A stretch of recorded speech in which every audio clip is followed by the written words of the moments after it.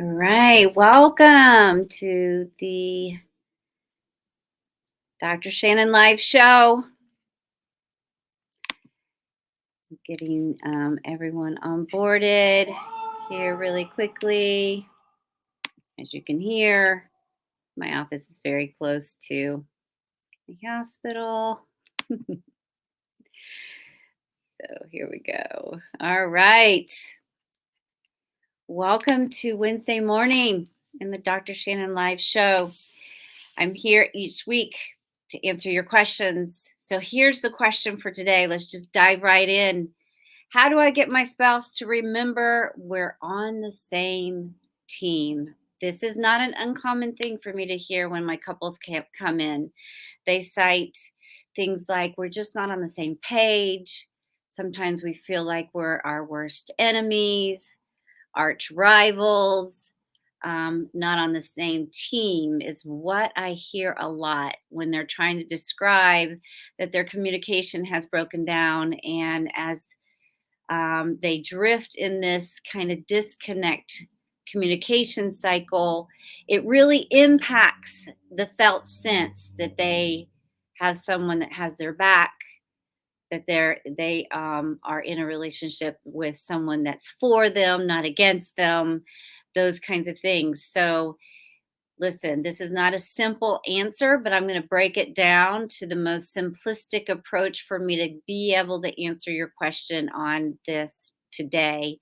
Obviously, my couples go through um, steps to better improve the way they show up and the way they communicate. It has an impact on these emotional stories that they tell each other or to themselves. And so it's a long process in that communication growth as far as changing those slow, slippery slides on how we mentally talk to ourselves about our partner. But for the most part, getting on the same page, I can give you 3 tips today. One, change your verbiage. Be really careful when you are talking with one another that you use words like we or what's good for us so that it's sounding collaborative, that we are entering in conversations about a joint venture, that we are partnering together. Um, Number 2, make sure you're not making unilateral decisions. Um, Consulting, receiving influence, getting perceptions, listening to ideas and creativity, brainstorming together, um, making sure that we join in corporate and collaborative decision making, that we aren't jumping to our own decisions, hoping that the other one is going to endorse a unilateral decision or assuming that they will endorse a unilateral decision. So entering into those conversations with the ability to be open minded and being able to take in each other's differing personalities, differing gift sets, differing opinions. And then here, number 3, lastly, if you are really thinking this is an area that your spouse struggles in, instead of being offended by it, be willing to shift your mindset to be the undergirding force of reassurance. Be the gentle, loving reminder that we are on the same team.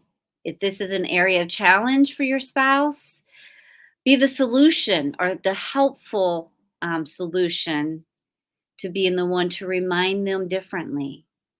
Hey, remember, we're on the same team. I'm for you. I'm not against you. I don't see me without you. I'm not going to move forward in anything without us. I'm right here, right now, I'd not rather be anyplace else than with you right here, right now. We're on the same team. So let me just tally those three things. Be careful in the verbiage to use words like we, us, and be collaborative in your approach and ability to seek out influence, perception, and opinions and brainstorming. Don't make unilateral decisions, make collateral decisions.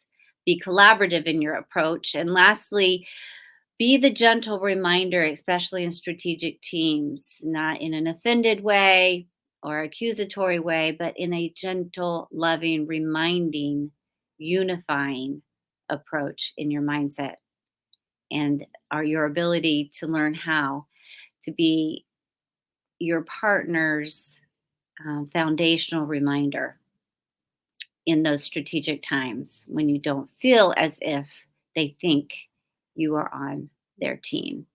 So that's it for today. Thank you for your Q&As. Continue to send those in. I love the ability to address those live on my live show each week. So use my QR code to send in yours, and you too can get your questions answered here. So, all right, love leaders, go and love well. We'll see you next week.